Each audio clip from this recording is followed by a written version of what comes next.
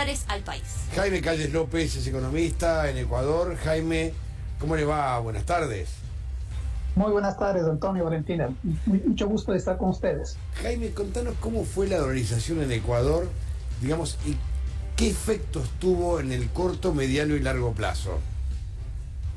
Muy bien, bueno, la dolarización en Ecuador fue el resultado prácticamente de una crisis que ya venía arrastrando el país durante muchos años, sobre todo una crisis financiera que destrozó el aparato productivo y financiero del país. El 70% del aparato financiero quebró. En ese momento, las expectativas eran que cada vez se necesitaban dólares como para mantener un respaldo, y eso se convierte en una profecía autocumplida. Esto es como que las personas dicen: voy a comprar dólares para protegerme de la devaluación, pero si todos compramos dólares, lo que generamos es que el tipo de cambio siga aumentando. Al final llegamos a un torbellino político en el que el presidente Maguad en ese momento decidió que la única forma de parar la inflación que retenía y el descontento por el incremento de los precios era dolarizar la economía. Esto fue un renunciamiento a la política monetaria que un país debe tener, al renunciamiento que significa tener la posibilidad de tener una moneda propia con sus políticas y sus ventajas, pero también con sus desventajas. En ese momento aumentaron las expectativas de inflación y obviamente cambió la circunstancia. Se volvió más predecible la economía, y al volverse más predecible la economía se estabilizó. Eso fue en primera instancia lo que se logró. Sin embargo, esto no quiere decir que no tenga costos negativos, y como los tuvo. El primer costo es un poco lo que ustedes estaban nombrando, el problema con el aparato productivo, que no tiene capacidad de reaccionar a la misma velocidad que se devalúan las monedas de los vecinos. En ese momento se pierde producción, se pierde empleo y generamos, en el caso del Ecuador, una migración masiva. ¿Cómo impactó en el tejido social en Ecuador? ¿Cómo impactó en los sectores más vulnerables? El tejido social fue bastante golpeado porque es una medida de shock. Como digo, fue una medida que se le tiene que tomar si es que en un momento se la hace, no diciendo que se la va a hacer, no pensando la que se va a hacer, porque eso lo que genera es más bien más expectativas para que haya una mayor evaluación. Si todo el mundo piensa que efectivamente vamos a dolarizar, poco a poco existe una sobredevaluación de la moneda, algo de lo que ustedes estaban comentando, y los sectores populares fueron más deprimidos y más golpeados. ¿Por qué? Porque en ese incremento de la inflación, cada vez la gente tiene menos recursos y menos capacidad de compra. Ya con la dolarización, además de eso, los pocos ahorros que la gente tenía se pulverizaron. Claro. Es decir, la gente que tenía certificados de depósito solamente para hacer un cine, cuando el dólar estaba a 7.000 sucres, tenías $1.000, tenías 7 millones de sucres. Sin embargo, después, cuando el dólar pasó a 25.000 sucres, que es el valor real, pues, que se llegó a devaluar, pasó a tener una tercera parte de esos valores. Es decir, ya no tenía $1.000, tenía $300. Es decir, salió perdiendo aquella persona que ahorró sus recursos, aquella persona que tenía moneda local, y obviamente la moneda dejó de tener una característica básica, que es una forma de valor. A ver, Jaime, aquí en la Argentina, bueno, para que la gente lo entienda, ¿no? Hay una parte de la sociedad que escucha dolarización y, como bien vos explicabas, en realidad no es el equivalente a tu salario actual en pesos argentinos en pesos en dólares. Pero y vos recién explicabas cómo se recorta.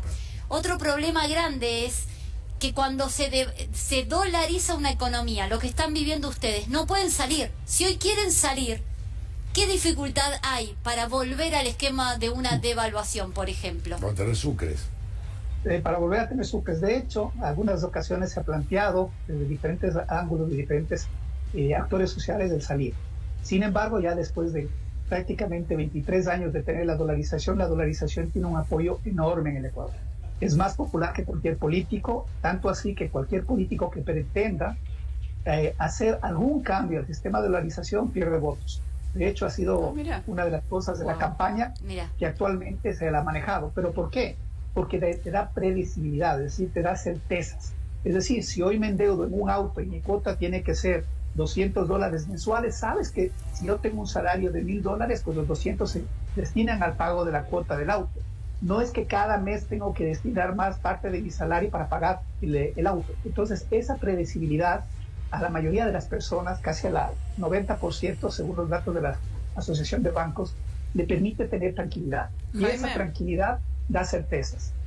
Y vos, con tu conocimiento, con lo que se está viviendo en Ecuador y cómo fue todo el proceso a lo largo de los años, ¿lo recomendarías para la Argentina? Son momentos diferentes. Como te decía, el Ecuador llegó casi que en estado terminal, ya cuando la economía no daba para más. Y uno de los argumentos básicos para que una moneda funcione es la confianza en que la moneda sirva para lo que tiene que servir, es decir, que sea un medio de cambio, una medida de cuenta y atesorar valor. El Ecuador ya no servía para medio de cambio porque cuando tú querías comprar un bien como una casa, un auto, electrodoméstico, tenías que pagar en dólares. Forma de atesoramiento, ya nadie quería tener sus resguardados porque se perdía el valor mientras más tiempo pasaba.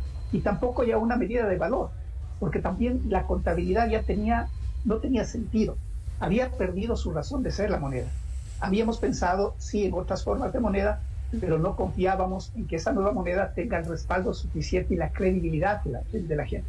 Ahora bien, eso era porque estábamos en un momento muy conflictivo y porque efectivamente las fuerzas sociales y políticas no tenían otra opción.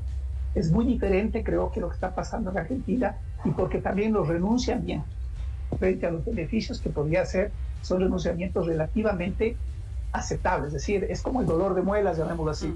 Si efectivamente tienes que perder una muela y salvar la dentadura, lo haces. De alguna manera es una cuestión experimental muy, muy fuerte.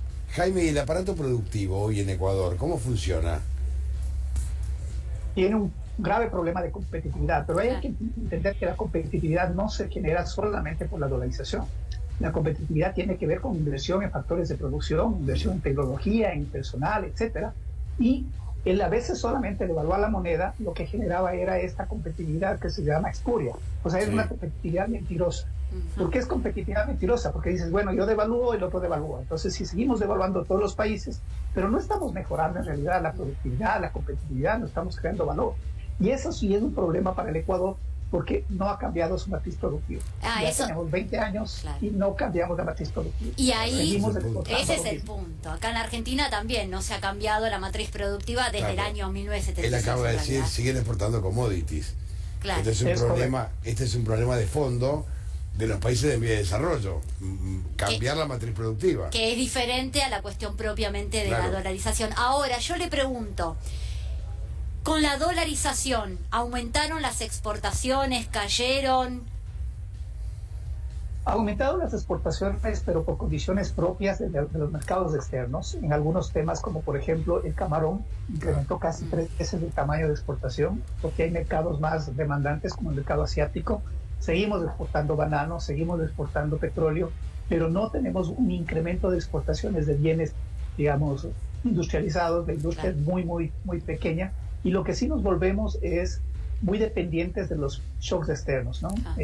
Ejemplo, Colombia llega a devaluar la moneda por cualquier circunstancia y hay tours desde el Ecuador a Colombia a hacer compras, porque los televisores salen más baratos, porque la ropa sale más barata, el detergente sale más barato, y hay gente yendo a Colombia a hacer compras que tendrías que hacerlo en un supermercado local, lo haces en Colombia porque te beneficia el tipo de cambio. Claro, lo pero que pasa igual, es que ahí, como decís vos, Jaime, ahí lo que pasa es que profundizar la desigualdad. Cuando se cae el aparato productivo, se profundiza mucho más la desigualdad. Y no tenés respuesta de acción, porque no tenés un banco central, vos no tenés moneda. No podés responder justamente a esto que está planteando Antonio. Pero ¿cómo puede ser entonces que la sociedad siga defendiendo la dolarización? Justamente porque los términos anteriores eran peores. Claro. Porque si tú sabías que estabas mal y que vas a tener una continua devaluación que te quita más plata, porque a la final sigues sintiendo que te quita más plata de una manera mucho más rápida. Una inflación del 100% casi que la tuvimos en el 2000, 99-2000. La gente simplemente no quiere tener eso, esa incertidumbre, porque además eso hace que, por ejemplo, el sistema financiero no te dé crédito, porque nadie te va a dar crédito, porque es muy poco probable que tú puedas pagar tasas de interés sobre el 100%, ¿ya? Porque tendrías que entrar en negocios o en una capacidad de generar ingresos más allá del 100%. Entonces, no hay inversión, no hay gasto y el aparato productivo se va quedando. ¿Y los sueldos y los sueldos promedio, un sueldo medio allá cómo están? Este momento está alrededor de $450 de salario promedio. ¿Y alcanza para vivir? ¿Cuánto alcanza eso para Ecuador? No alcanza para vivir. La canasta básica está alrededor de 750 $750. ¿Y el sueldo es 450? ¿Y cómo hacen entonces? Claro, el nivel de pobreza aumentó. el nivel de pobreza, digamos, ha bajado, pero nuevamente está repuntando, pero por cuestiones extra dolarización.